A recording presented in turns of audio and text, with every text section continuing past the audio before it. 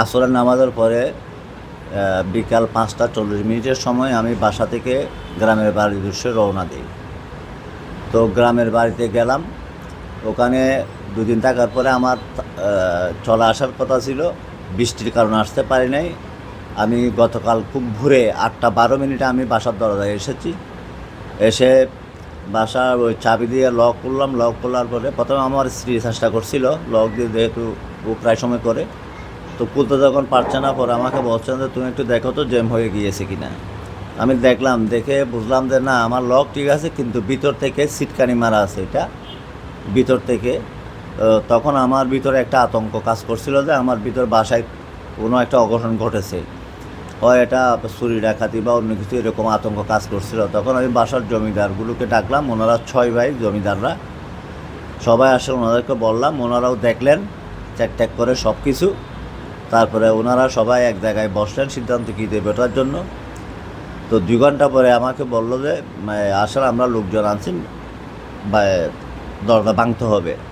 তো আমি বললাম যে ভাই, এরকম ভাঙলে তো হবে না, আপনার যেহেতু এটা অঘটন করতে পারে এরকম আতঙ্ক আমার ভিতরে কাজ করছে, আপনার পুলিশ ডাকেন। তো ওনারা আসলে নিজেদের মধ্যে অ্যাবিলিটি ছিল না পুলিশ ডাকার মতন। তখন আমি যেহেতু সরকারি স্কুলের শিক্ষক, আমার একটা প্রায়োরিটি আছে, আমাকে সরকার প্রায়োরিটি দেবে।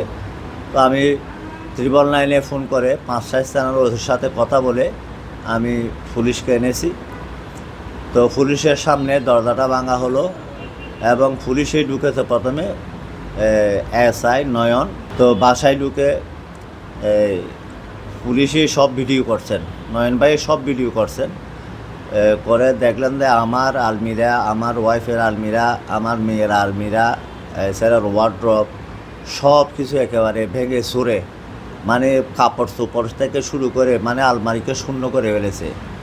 করে যা যা পেয়েছে ওরা সব কিছু নিয়ে গেছে।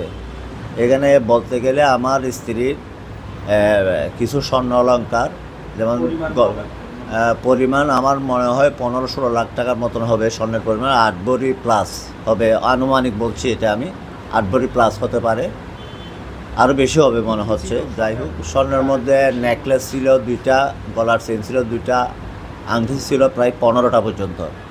তারপরে আপনার কানের দুল ছিল, হাতের বালা ছিল, বেশ কয়েক জোড়া ছিল, মানে 2 এক সাইড এরকম করে ছিল। তো আমার মেয়ের রুমে, আমার মেয়ের ওখানেও আমার মেয়েকে বিভিন্ন সময়ে আমার আত্মীয় স্বজনরা কিছু কিছু স্বর্ণ অলঙ্কার গিফট করছিল। ওর এগুলোও নিয়ে গেছে।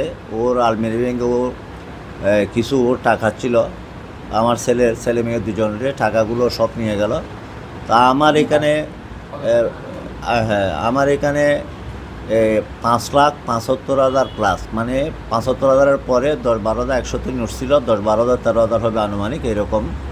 আমি টাকাটা আসলে ধীরে ধীরে জমা করছিলাম, যে মানে আমি সপরিবারে একটু ওমরা হজ করতে যাব এই উদ্দেশ্যে। তো এগুলো সব নিয়ে গেছে এবং দামি দামি গহনা, সবগুলো তো গহনা তো সব নিয়ে গেছে। দামি দামি শাড়ি ছিল 10-15টা, যেগুলো সবচেয়ে ভালো দামি, ওগুলোও সব নিয়ে গিয়েছে। তারপরে বাসার আরও দিনে নিয়ে গেছে। আমার একটা ব্যক্তিগত ফাইল ছিল, কাগজ, আমার স্কুলের, আমার সার্টিফিকেট, আমার যাবতীয় সব কিছু, ওগুলা ছিঁড়ে ফিরে ফেলেছে দেখলাম। যাই হোক, ওগুলো আমি সার্টিফিকেটগুলো জোগাড় করতে পারবো, কিন্তু অন্যান্য ডকুমেন্টসগুলো আর জোগাড় করা আমার পক্ষে সম্ভব হবে বলে মনে হচ্ছে না, হলেও খুব কঠিন।